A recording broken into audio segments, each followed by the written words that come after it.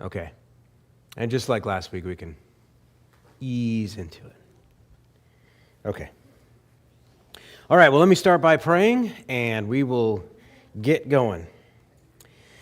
Heavenly Father, we thank you for this day. We pray for your help as we attend to your word, both in this class and also in the sermon. I pray that you would be honored in all that is said, and that your saints would be edified, that we would grow as a result of the things that we think about and meditate upon this morning.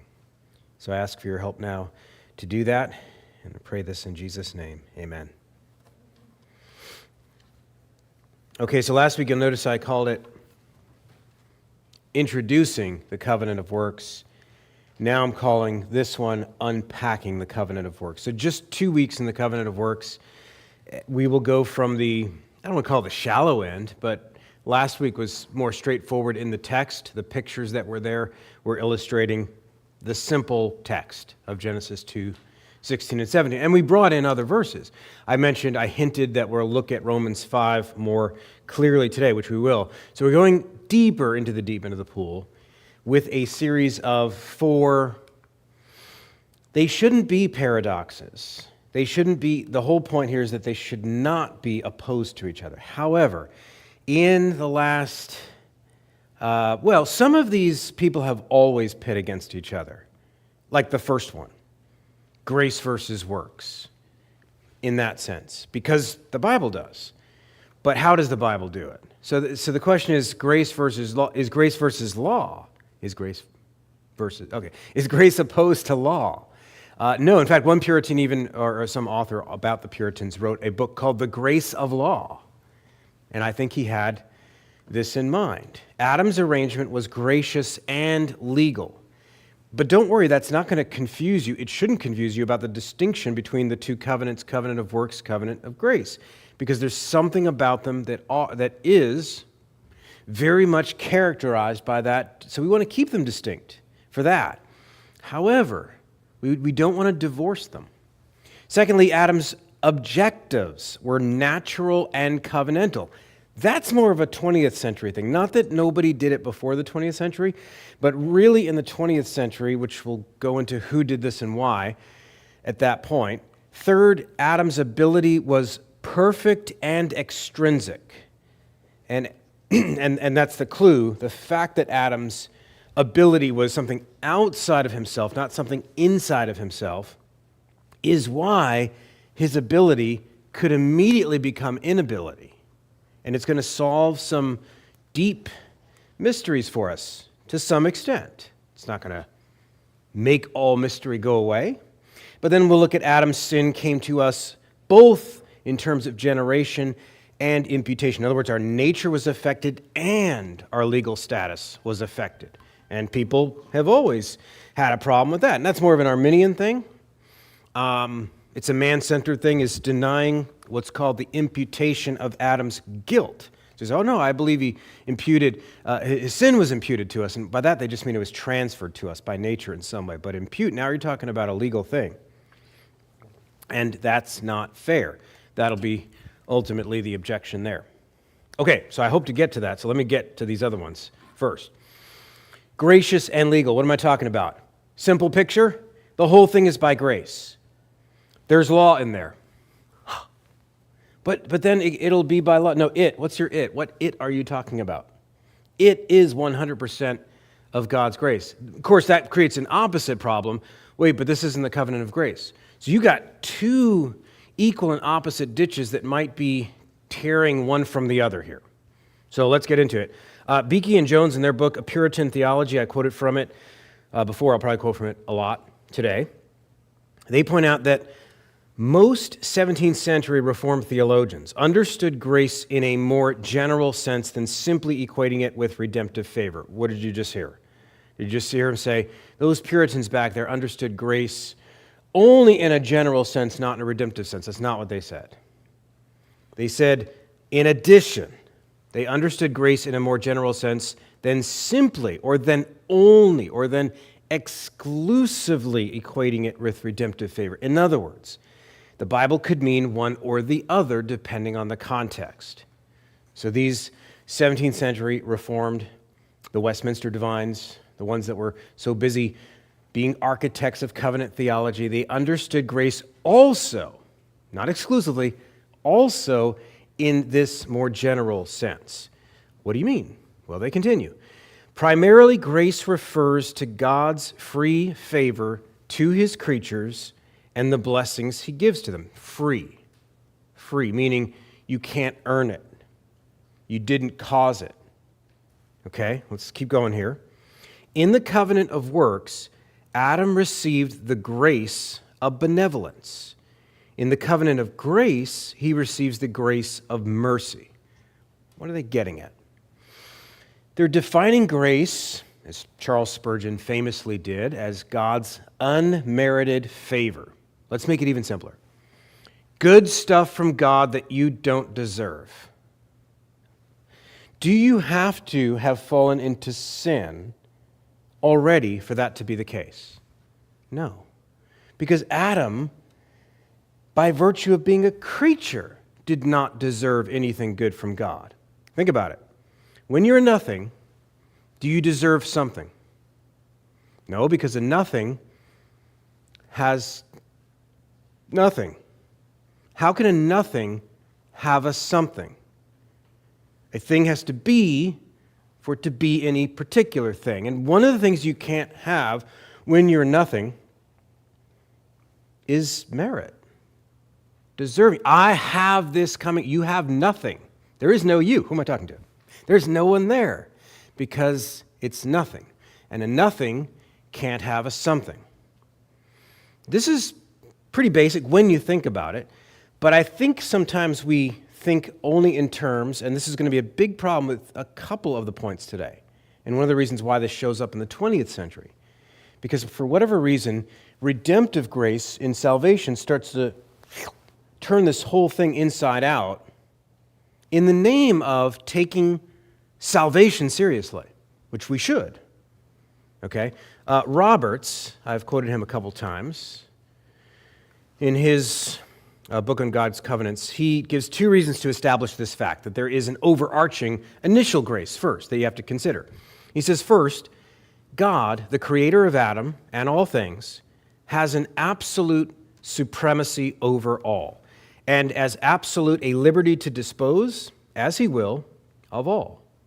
He might, as creator, have dealt only in a supreme way of command, requiring duty from Adam without any promise of reward, but he condescends to Adam, enters into a covenant and promise with him of his mere good pleasure, being no way necessitated or obligated thereunto, and that was mere grace. In other words, on that first point, I just said, does he have to create? The obvious answer is no. Okay, if he creates, can he bind Adam to law and give no reward and no promise of good that he will give grace for later? Why not? Why is the answer different? He's still the sovereign creator. And Adam still doesn't deserve, but Adam's there now. Okay, but he's, by virtue of his creatureliness, he has nothing but what God dictates. Second, Robert says, Adam, though perfect and upright, and though perfectly preserving in that integrity, could merit no reward. So you say, what about Tuesday? What about Wednesday? What if he keeps going? Why is the answer different? Nor any promise of reward. For when he had done all he could, he should have been an unprofitable servant, having done nothing but what was duty. So why you put it all like that? You're like, okay, who disagrees with this? Lots of people, actually. Why? Sometimes before we get to their theological motives, I think sometimes psychologically, I think we overlook some of the most obvious facts sometimes, even the most obvious words. So recall Genesis 1 behind Genesis 2. The words blessed and given, as in God blessed them, verse 28. And verse 29, behold, I have given you. This isn't even Monday or Tuesday yet. This is just the day that Adam and Eve are created. God is giving to them. What is he giving them? Everything they have. Everything they have is an unearned, unmerited gift. And then by way of contrast, in chapter 2, verse 18, then the Lord God said, "It is not good that the man should be alone. I will make him a helper fit for him." Notice also there, same principle. If that state of affairs was not good, and God did something about it that was the perfect remedy, well, then the opposite state of affairs would have to be good. More blessing, more creational grace. How did that grace play a role in Adam getting to work? In Adam's moral duties that God had given them? Adam needed help from God to obey the law. So not only is everything that's given and presented to Adam good, Adam now needs help to obey the law. You think that'll be earned? You think that'll be intrinsic to Adam? Not to skip ahead to the third point, but no, that'll be gracious as well. So I've hinted in passing that objections, now let's get to some, who are the main critics of this. Oftentimes, objections to our doctrine in the covenants can come in the form of historical revision. And I always tell people, every lie is a twisted truth. Sometimes those historical revisionisms really only take flight because there is some truth in them. They can be based on some historical truths. Bardians, I mentioned Karl Barth and his followers. People don't like that. Followers, like they're, like it's a cult or something. But all I mean is just people in his strand or way of thinking. For example, Bardians insisted, and these are the words of, I think this is Cornelius Venema. Yeah, Venema in his Christ and Covenant Theology. He says that this is their argument, that the Westminster Confession of Faith's distinction between a pre-fall covenant of works and a post-fall covenant of grace. So Bardians are looking back at the Westminster Standards and they're seeing this setup, this framework of two covenants, works and grace. And they say it is not found in the writings of John Calvin. You might say, well, who cares? I care what's in the Scriptures. Okay, and we'll get to that. But at this point, they're also saying Calvin wasn't a covenant theologian in this sense. He was mono-covenantal, one covenant. Not found in the writings of John Calvin. It was only first expressed among the Reformed in the writings of Zacharias Ursinus, the author of one of the two authors of the Heidelberg Catechism. And that's where it starts to build steam. And then the 17th century just blows up in all these system builders, and they gave us this rigid thing. What motivated Barth? I gave you some hints there. Rigidness. That's the way they see law, or even covenants in general as contracts, as getting it in writing, as two parties, and all these different things. It's so impersonal, so mechanical, so remote. So what motivated Barth? Two theological principles that you may not care about at all, but one, it's true, and more people at seminary and more people that become Reformed pastors have this soak into them without understanding what they're having soaked into them. That's one reason it matters.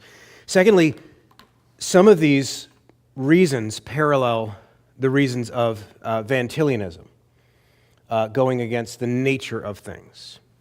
So the more conservative Reformed pastors will also have this problem, even though they agree with the Westminster Standards about Reformed covenant theology.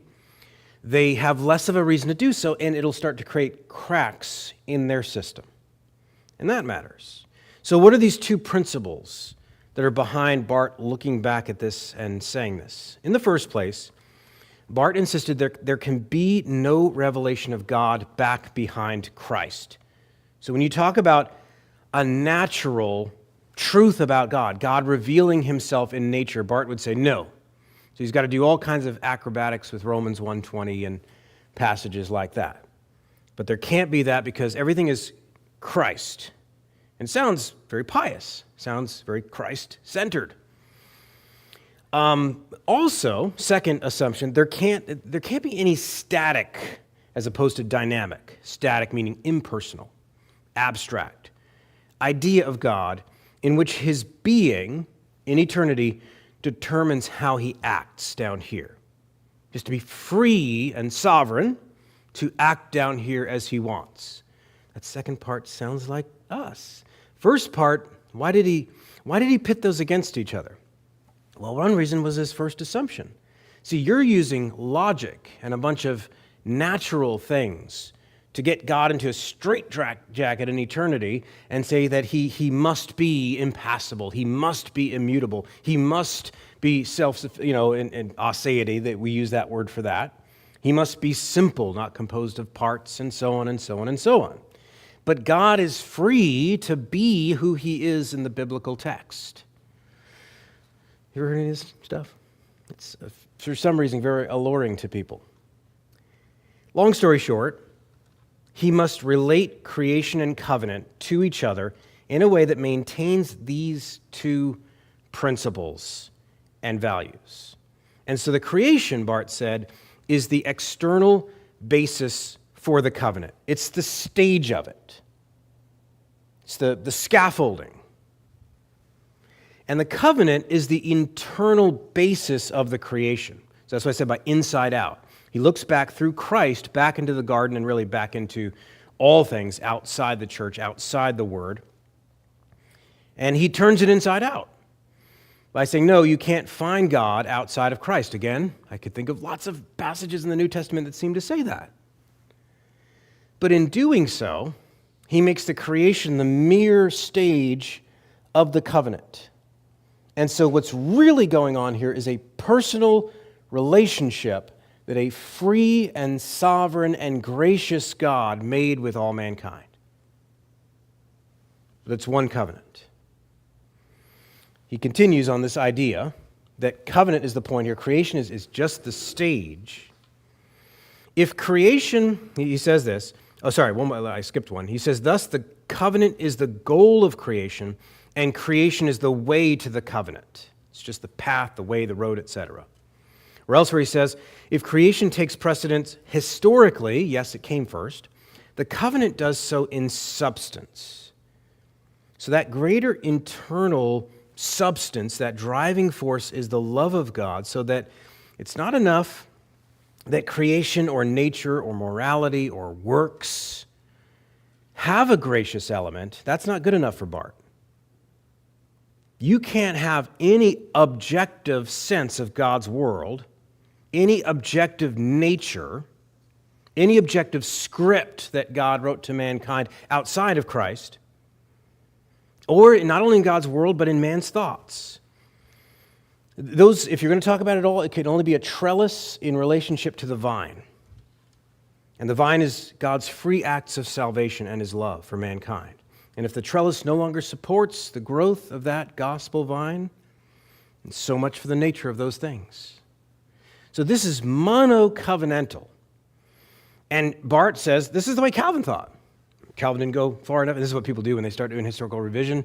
He said, well, even Calvin sometimes wasn't Calvinistic enough in his thoughts for Barth's thinking. But he sees that for Calvin, and really before this all got messed up by those systematizers in the next century, there was one covenant that is characterized by grace, and its substance is Christ. And that's really just one of many features that made people look at Barth and say, are you a universalist by any chance? And of course, he dodged the question. And he believed in election and reprobation. What he meant was Christ is the elect man, taking the sins of all mankind upon himself, and Christ is the reprobate man, taking the curse of mankind upon himself, and so on. So are you a universalist? No answer. So, it might help you to know, by the way, that Barth also could not consider the Genesis account to be a literal account. Oh, well, that does help me understand where he's coming from now, because then that also minimizes the sense in which Adam's trajectory and his nature was affected, and therefore all mankind after him. Okay? But when he looks back at the tradition, the Westminster Standards, for him, when they say covenant of works and covenant of grace distinct, for him that amounted to legalism. Okay? It made everything, your relationship with God, merited and less personal. Well, he's had many followers. One in particular wrote a whole particular thing. I don't want to spend too much time on this guy because he's really not that important, but he's characteristic of the way Barthians took the ball and ran with it and really sold this idea to several generations of Reformed pastors. And briefly summarized, the view is this. If the Westminster doctrine of the covenant of works is true, that it's this separate initial thing that we cannot keep and that God holds over everyone who's not in Christ, then salvation by grace alone is not true. That's the claim. If there is a covenant of works, if that is true, then salvation by grace alone is not true. They both can't be true. When the Westminster Confession of Faith in chapter 7, section 2, and we'll look at some of the confession, in a bit when it says that this relationship is on the condition of perfect and personal obedience.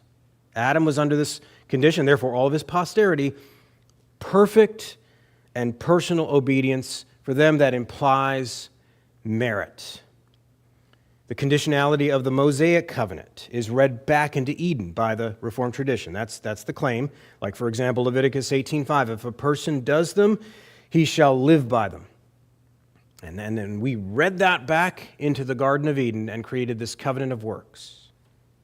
But the original promise, the Bardians are saying, is one of fellowship with God. And you guys rested that relationship on our merit. Now, it does a bunch of other things that I think we can get to in just a little bit. Okay, there's that quote. That is separate. Okay, so anyway, he said he basically reading Calvin wrongly, in putting into Calvin ideas that he did not have. He said that Calvin speaks often of both the order and of the divine grace first instituted.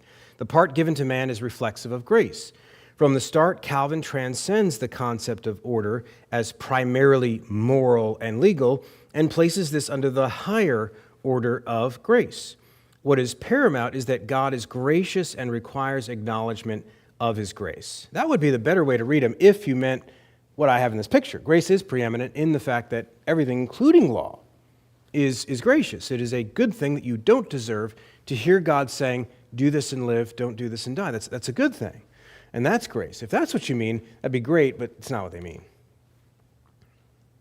Returning to the tree of the knowledge of good and evil, last point on this first point.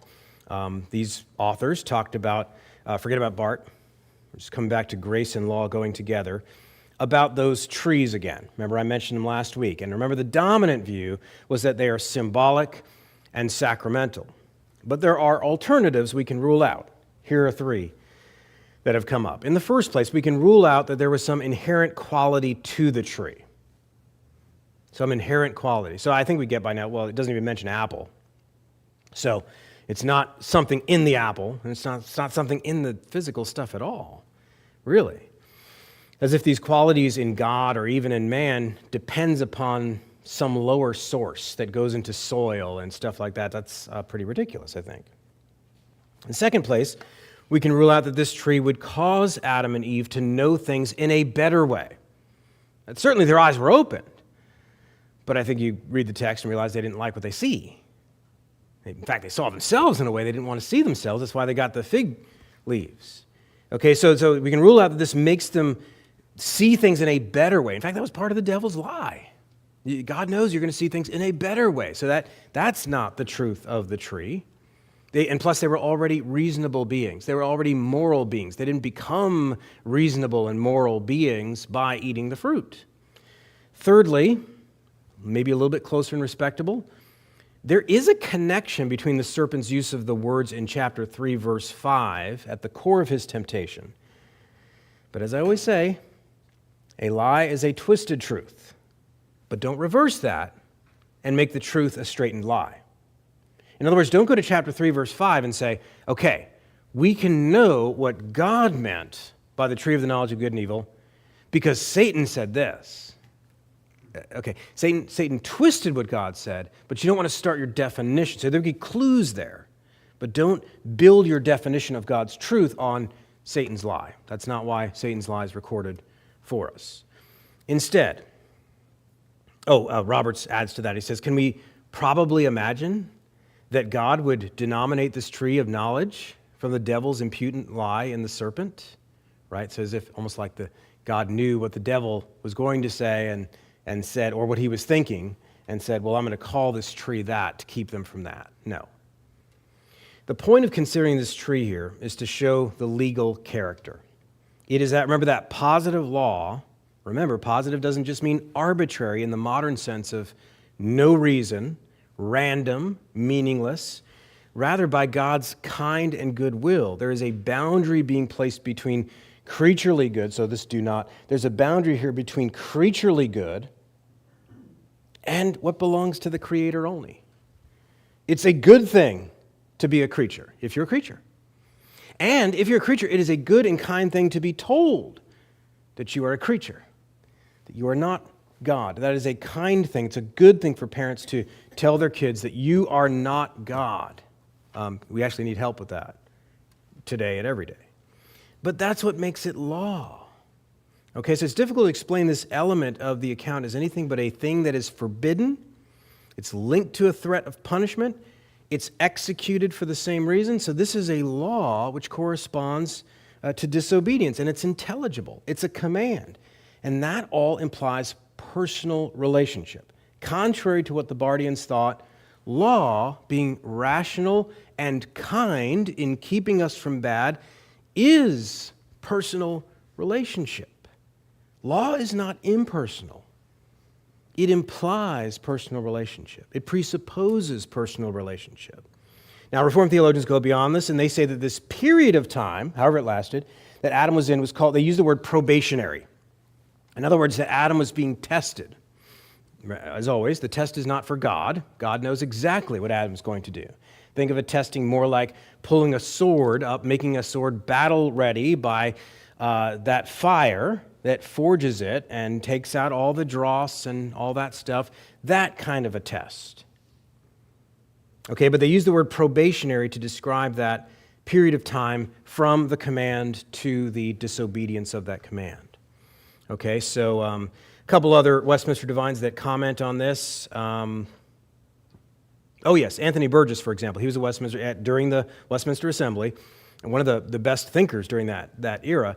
He says that the divine decree and appointment of God limited Adam from knowing more than what God had appointed. So the idea of the tree here is I'm going to limit you from knowing more than I appoint for you to know. That's kind. That's good. That is good for you. We don't think so, but it is good for you. So as with all other divine law, this is good for man. But above all, the harmony of grace and law can be found in God's providence to superintend both covenants that are coming, the covenant of works and the covenant of grace, by one decree. In other words, there's a unity between them.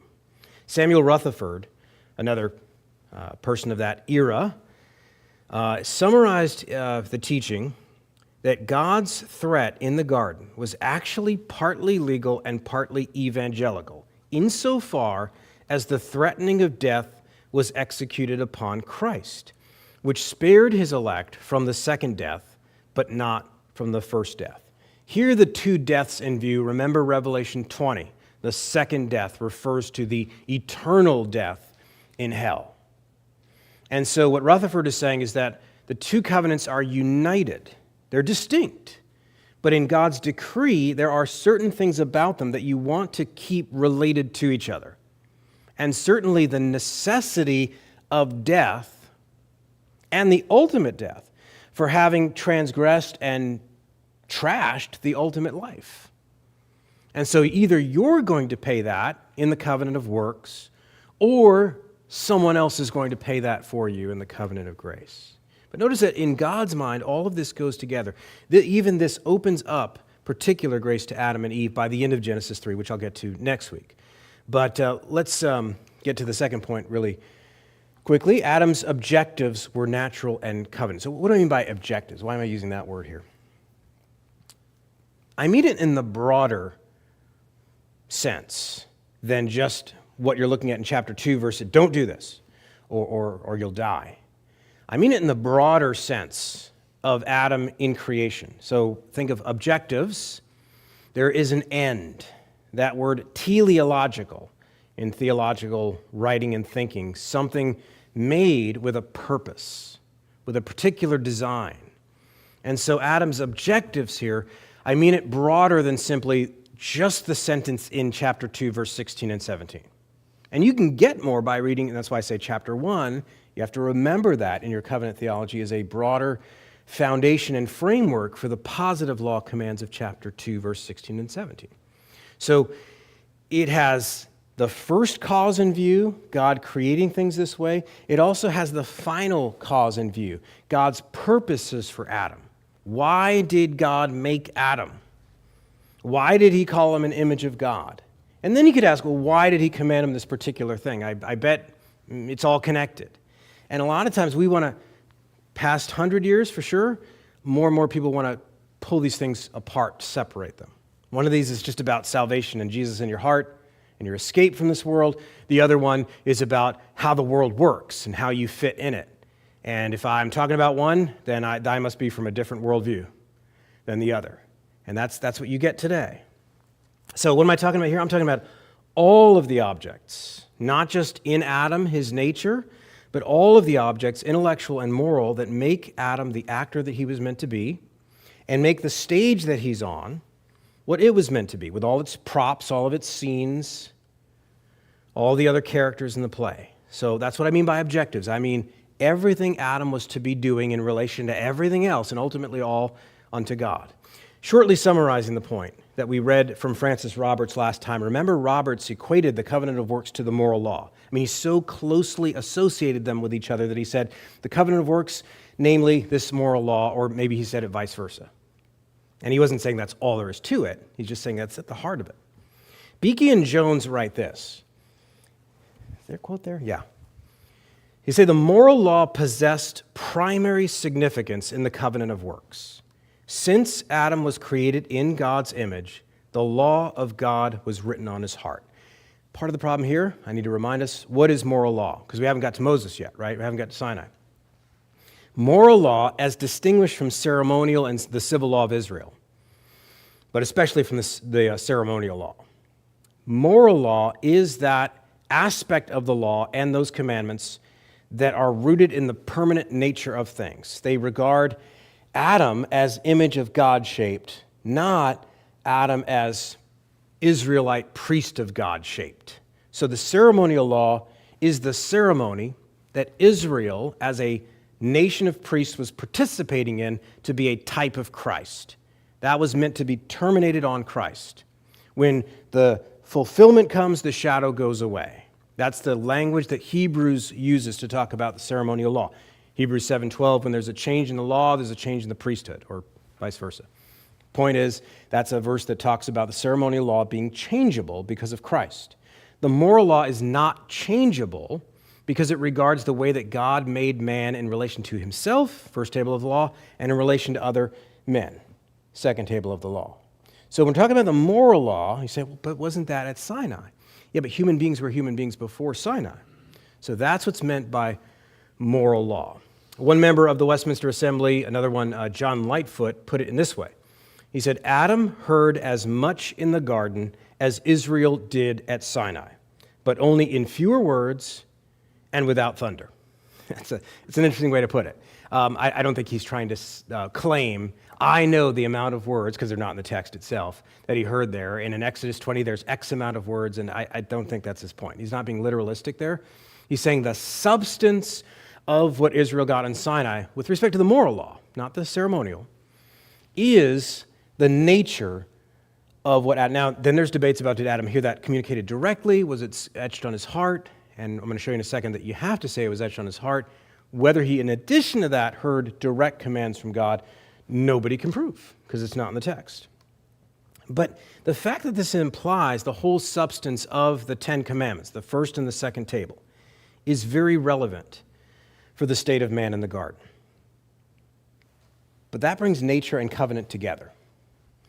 And we looked at Voss's comment last week. He was saying these can be distinguished. You can draw circles around these.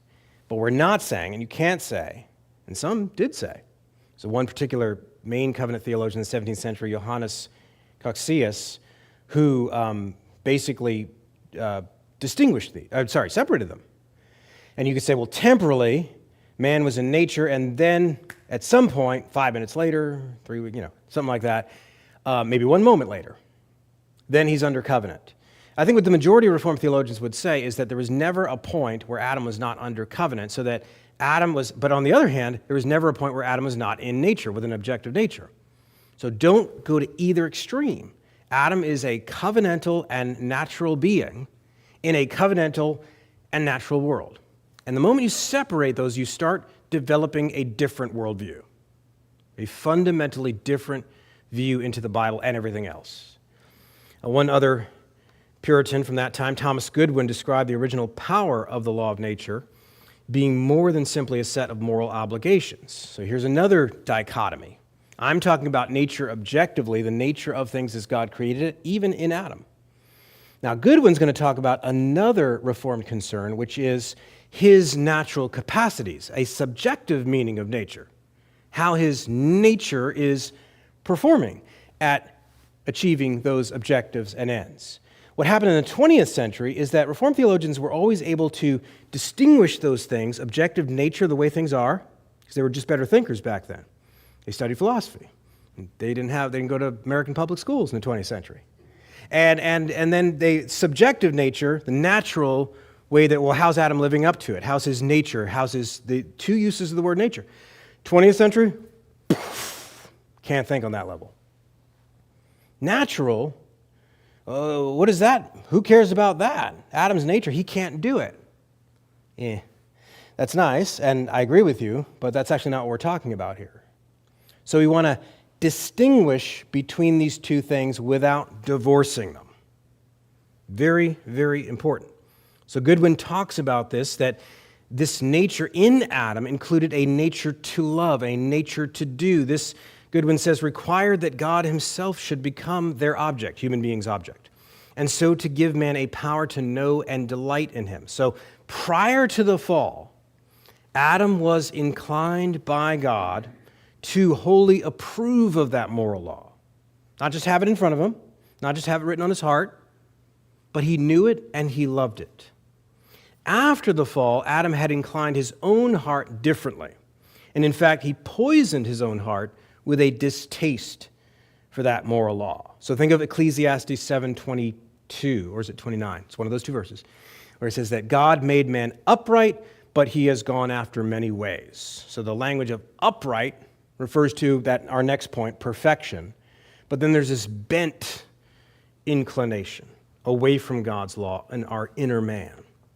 So, but there is a moral law etched into the heart of man that makes man what a man is. Or as I think the way Francis Schaeffer said it in a generation prior, very colorfully, the mannishness of man.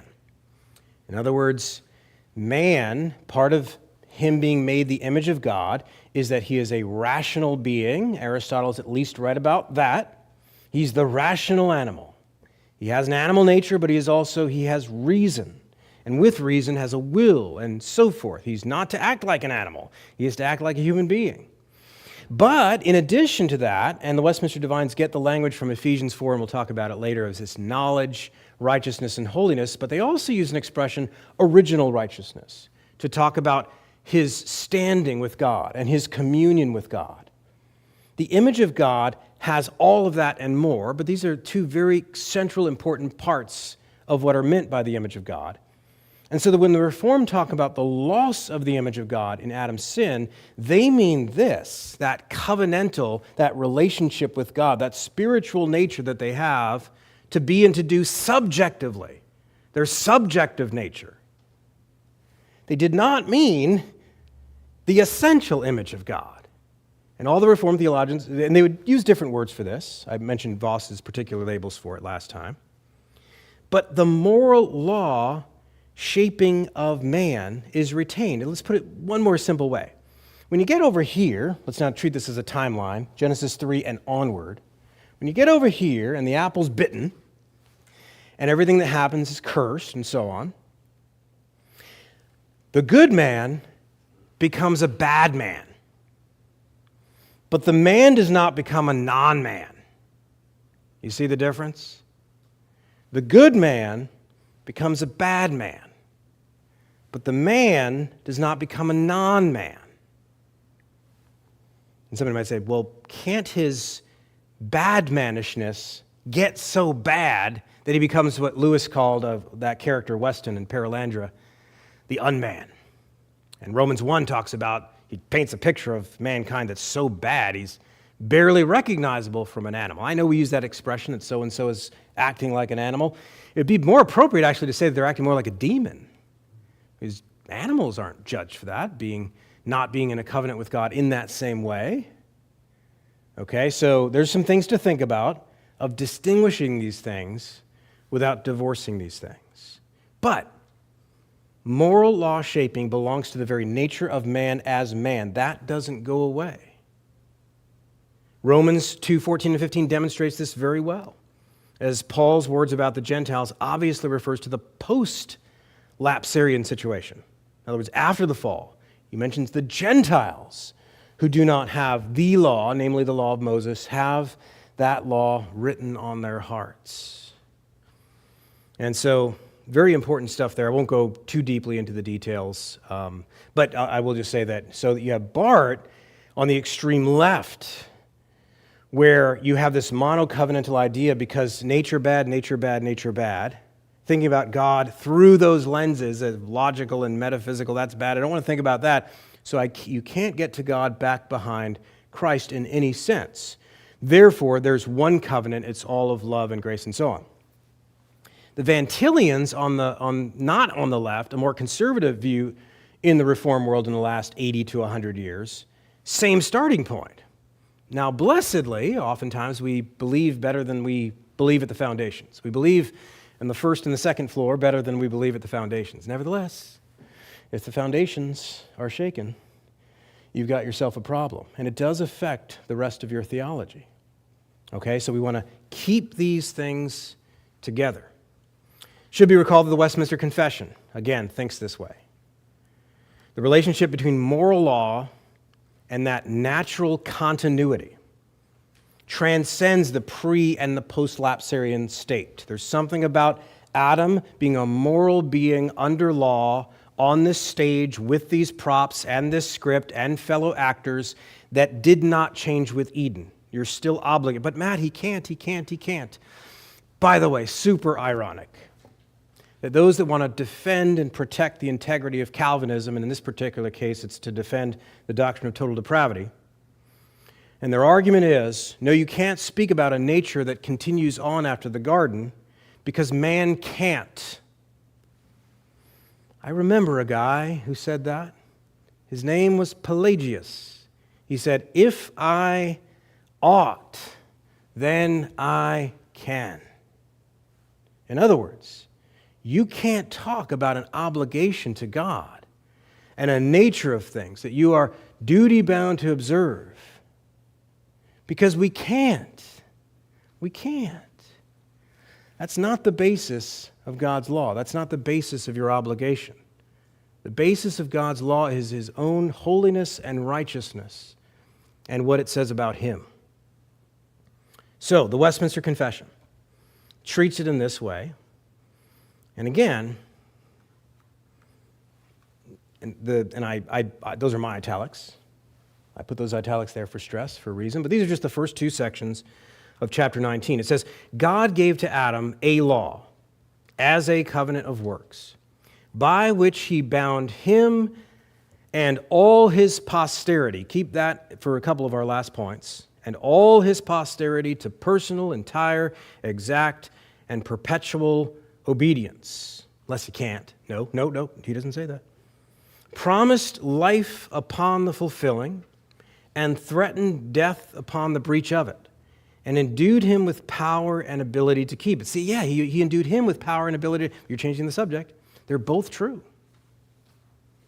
This law after his fall. Here it comes, Matt. Now he's going to reject your view. He's going to do away with this.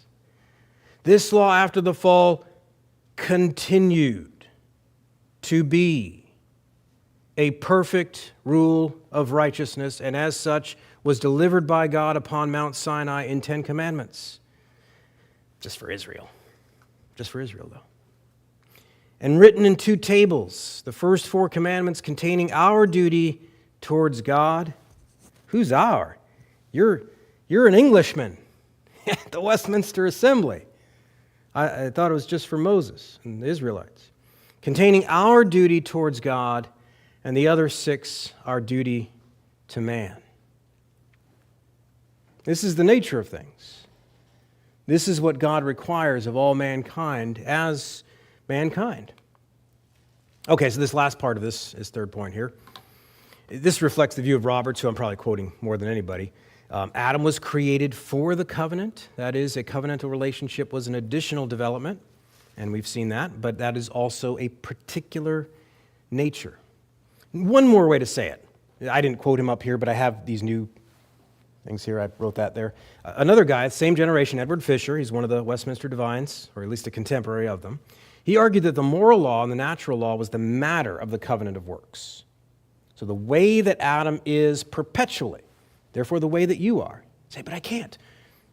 That's not what I mean. You still get a shovel from the Home Depot, and don't use it to strike your neighbor. Use it to build a garden. That's still the law. That's the nature of things. That's the matter of the covenant, Fisher said. The positive law command, the communion with God, will continue or will be broken. And we know the story. It was broken. That's the form of the covenant of works. So see, Fisher is using those Aristotelian categories, matter and form, to break down this same breakdown. Just another way to say it. One example. Oh, yeah, okay. Well, I'll give you one example of how the natural law existing in this covenant has implications for moral action in the present day. You root male and female distinctions between each other. Let me not go too fast. You do believe men and women are different, right? Okay, good. Okay. You do root that in Genesis 1 and 2, right? Yeah. But you can't do that if you think that, oh, no, this is just about a covenant. It's just about me and Jesus, and Adam failed, and I'm going to succeed because, well, Christ succeeded for me. But that's just about me and my private Jesus in my heart in the mirror. Okay, you can't have it both ways. You can't just arbitrarily root that back in Adam and Eve unless you believe that something has continued in the basic nature of, in this case, male and female. Well, Roberts is looking at this, and he says, I see a couple things here about the text in Genesis 2:16 and 17. First of all, Adam was the sole audience to the announcement of the covenant, and he later taught it to Eve. And that was a basic traditional view. Where do you get that from? First, the words central to the covenant in chapter 2, verse 16 and 17 are described prior to the description of Eve in verses 21 and 22. You say, well, that's just symbolic. Well, Robert's second point is that when God forbids the eating of the tree of the knowledge under the pain of death, wherein the promise of life contrariwise is implied, he speaks only in the singular number, namely to Adam only. So he's looking at the Hebrew grammar there and saying that he is speaking in the singular to Adam. And of course, if you want to say, well, everything was symbolic there, it wasn't literal, yeah, you can go the way of Bart there, but just be honest about where you're going if you do. I'll try to go quicker through this point. His ability is perfect and extrinsic. What do I mean by that? Remember that little detail that the confession makes here? God had made after he made all of the creatures, he created man, male and female, with reasonable and immortal souls, endued with knowledge, righteousness, and true holiness, after his own image, having the law of God written on their hearts and power to fulfill it under a possibility of transgressing. And yet a possibility of transgression. And that's the big question. Why? How? How is there a possibility of transgression? Being left to the liberty of their own free will. If you're an Arminian, you're like, yeah. But if you're a Calvinist, you keep pressing too. Which was subject unto change. What's that got to do with anything?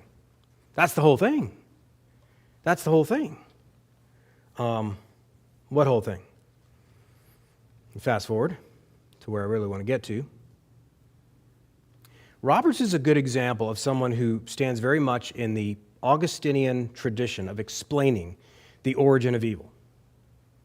And I've never said that this is not mysterious. It is mysterious. There's an infinity of mystery there. But there are some things you can rule out. In fact, there are so many things you can so strongly rule out that you're only left with something like that light switch analogy I use.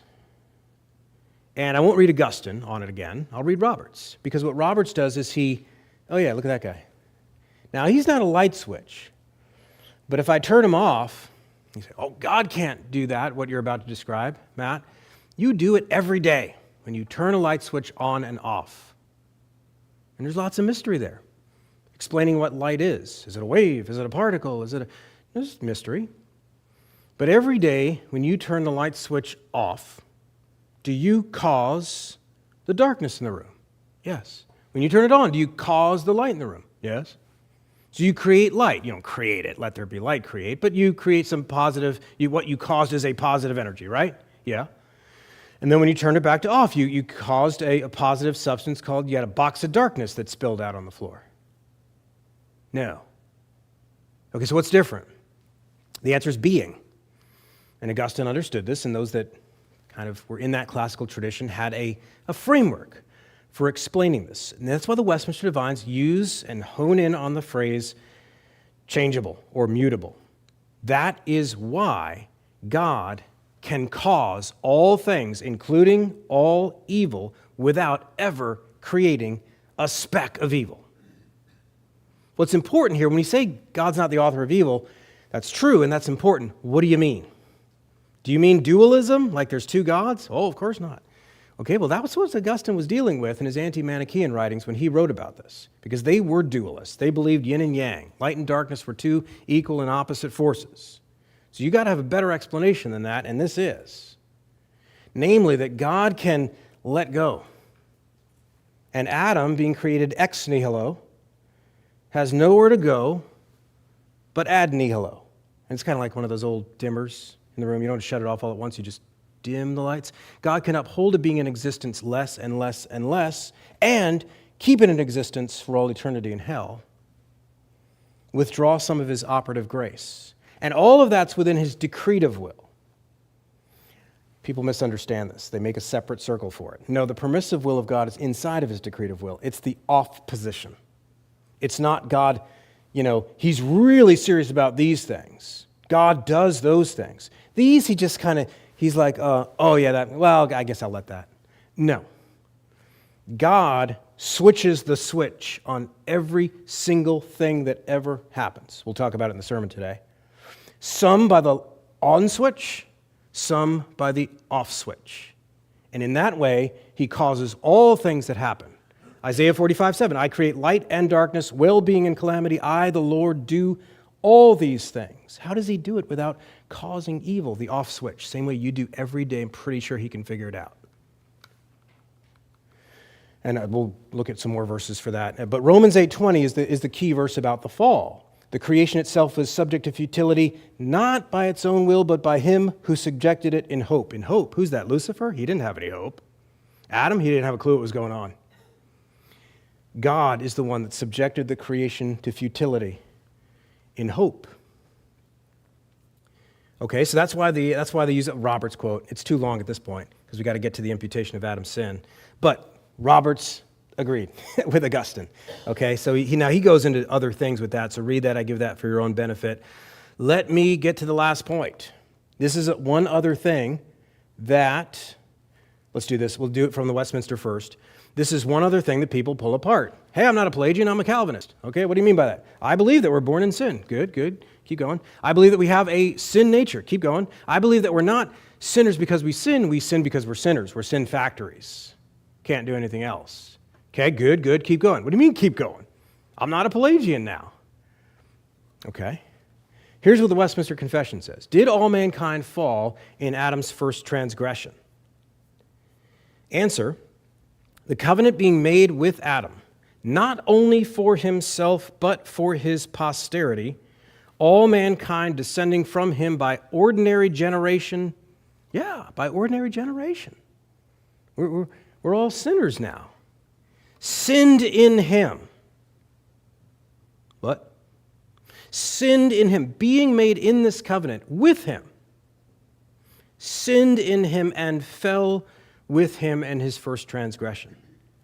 You see how more is being claimed here than that Adam's sin permanently distorted our nature. That's true. Adam's sin covenantally included us as sinners in his sin, as guilty within his guilt. God's not confused. That doesn't mean that God thinks you sinned in the same way Adam sinned. That's why in the classic verse, which I'm going to read in a second, it distinguishes and says, not like the sin of his. So we do continue to sin and are judged according to our own sin. So there's a distinction, but Paul does not divorce those. So they made the categories between original sin and actual sin. There's other ones to be made about habitual sin and so forth, but the ones that matter here are original sin and actual sin. And I think some people think that original sin just means Adam's original sin historically at a point, and then that starts the assembly line where we're not Pelagian. Well, it's part of it. Here's what Paul says, and I'll get to the chart here, because here's the verse. Romans 5:12 through 21. Notice, pay careful attention to the analogy and all that is analogizing. Therefore, just as sin came into the world through one man, and death through sin, and so death spread to all men because all sinned, For sin indeed was in the world before the law was given. The law of Moses. He's switching back to the law of Moses. But sin is not counted where there is no law. Yet death reigned from Adam to Moses, even over those whose sinning was not like the transgression of Adam, who was a type of the one to come. First Adam, second Adam.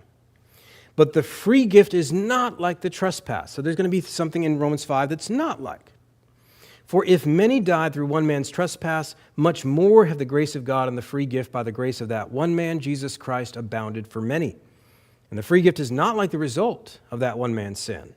For the judgment following one trespass brought condemnation, but the free gift following many trespasses brought justification.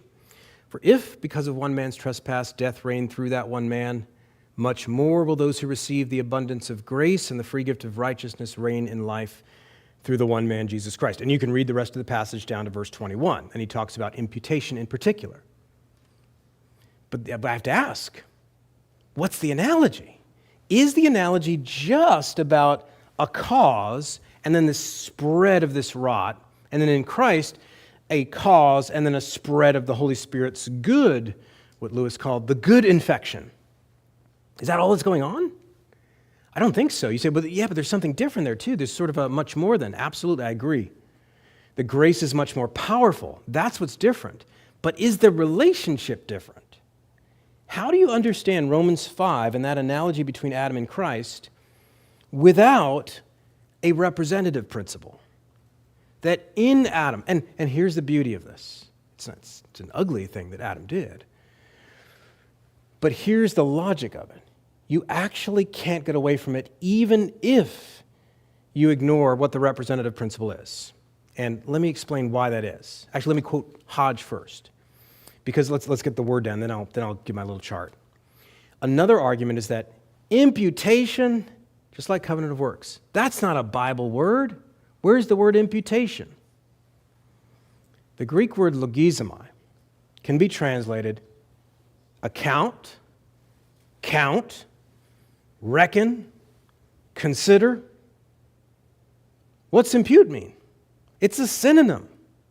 You know, this is worse than that kind of biblicism that says covenant of works or Trinity. That word's not in the Bible. What are they? They're doing the same thing, except it's more embarrassing here for them because impute is just an English synonym for consider, reckon, and account, and so forth. Charles Hodge explains what impute means in a general sense and then in the theological specific sense. He said, to impute is simply to attribute to, as we are said to impute good or bad motives to anyone. In the judicial and theological sense of the word, to impute is to attribute anything to a person or persons upon adequate grounds as the judicial or meritorious reason of reward or punishment. Now, somebody's going to say, okay, I'm totally with you on that definition, but it's not on adequate grounds here. That's my argument. It's not fair. But here's the point. Even if you take away the representative principle and all that it is, you're still stuck with imputed guilt. How so? Well, I've got an argument here. It's got 4 points. And I don't really know a way around this except to just go become a full Pelagian and deny that we're born dead. But think about it. Premise 1, death is the legal consequence of sin. Romans 6:23, Ezekiel 18:4. We agree on that? And some people will say, yes, about final death, yes, about spiritual death, but we're mostly alive, like Medicine Max in The Princess Bride. Nobody's going to say that, but obviously that's non-Reformed belief. But pretty uncontroversial among Reformed people. So I'm only appealing to people that say, no, I'm not a Pelagian. Premise 2, all human beings born to Adam's race by ordinary generation are born spiritually dead, and thus on their way to physical death. Ephesians 2:1-3. Agree to that? Okay. The cause, premise 3, of this death was prior to their birth, and thus prior to them having done anything good or bad. So that language of Jacob and Esau with election, I would apply that to this. If you want to rescue all the people after Adam from this imputed guilt, you have to deal with the fact that that death happens to them before they were ever born. And we've already agreed, premise 2, that that death was a sentence for sin. you are then led to the conclusion by resistless logic that all of us born to the race of Adam are sentenced with that punishment delivered for his sin. So you can say, well, I don't want to use the covenantal representative. I don't want to have the circle and we're in it and I was there. We already know you weren't there. But are you sentenced to death before you live on the basis of Adam's sin? Yes? That's all you need right there. That's all you need for this doctrine of the imputation of Adam's guilt, at least to deal with the fairness part of it. Now, I would just commend to you the language that the Scripture uses about representation. Sorry, I have to end it there. It's 10:15. Let me open it up to a question or two at the buzzer. And then we'll get to next week. We're going to go to covenant of redemption up here. I think buzzer beater. I think Nate had you there, and then we can come over. We can do both. Nate. Can you explain imputation as it's attributing something to someone, but what is that thing? So Christ, when he was imputed our sin, is it just God treating him as if he imputed our sin? Yep. Or is there something given to him where he becomes sin and then receives the punishment due for that sin? Right. So we can treat that eternally in that sense, and then it gets into very mysterious things about his divine and human nature and what is taking it on. But we don't need to go there because we can at least say, on the basis of 2 Corinthians 5:21, he made him to be sin who knew no sin, so that in him we might become the righteousness of God. And I always tell people, if you're new to imputation, think about that for a second. In that transfer that Paul mentions, does Christ actually become, ontologically, does Christ become sin? No. Do we become a divine attribute? Do we become righteousness? But Paul says made. He's using imputation language now without using any of the synonyms. He has to be. We don't become God and Christ becomes the worst among us or a demon. He's speaking of imputation, that he lays upon him our whole account, our debt, as Colossians 2:14 says. So yeah, it is a considering as if we had done that, considering Christ as if he had done what we did. And then buzzer beater, yeah. So I'm kind of thinking back to the theologians that wrestle, looking at the law, the covenant of the law. It works out pretty well, in the end. Where we end up going, the new heavens and the new earth, and all the Bible, like the examples of people that work this out. Wouldn't that support that God is relational? Where this all goes, the new heaven and the new earth, and how we're children of God. Wouldn't that help the theologians when they go back to the beginning and they're struggling with the covenant of works is under God is a covenant of grace, and this is a relationship. The Ten Commandments is relational, like you pointed out. What do they do with the end? You know what I'm saying? Doesn't that give support to this is relational and... Yeah, I think for that you go to places like the Psalms that talk about God's law in language like it's sweet as honey and so forth. It's hard for them because I think what they would do to that is what a lot of people do with the new heavens and new earth. They sort of romanticize it in very anarchical ways, like there won't be any government. Well, Christ will be our king. Oh yeah, him. Okay, there won't be any commands. So you're not going to listen to God? You're just going to... Wouldn't they say that how God designed all this and why he set all this up, it kind of comes out better than Adam. The pre-fallen Adam, it turns out like God has some great things in store for us and our relationship. Yeah. Would that be a point that they would say this is a relational? Yeah. The law thing? They would have to. I mean, it depends how deeply they are into it as far as convincing them of it. But I would, I would just go to the Psalms and other places to start with that sort of a person and say, the law is treated as good. And when you think about why the law is good, it's a series of relational things, relational elements. God is taking care of us. He's feeding us. He's enlightening our path, and so on. So yeah, I think, yeah. But as far as the final design, I think you have to, it's a lot of work to paint that for somebody. But I better, 10:20, I better wrap it up here. Father, we thank you for this time, and we pray that it would be beneficial for us as we think deeply about these things. And please prepare our hearts for the service, for praising you, for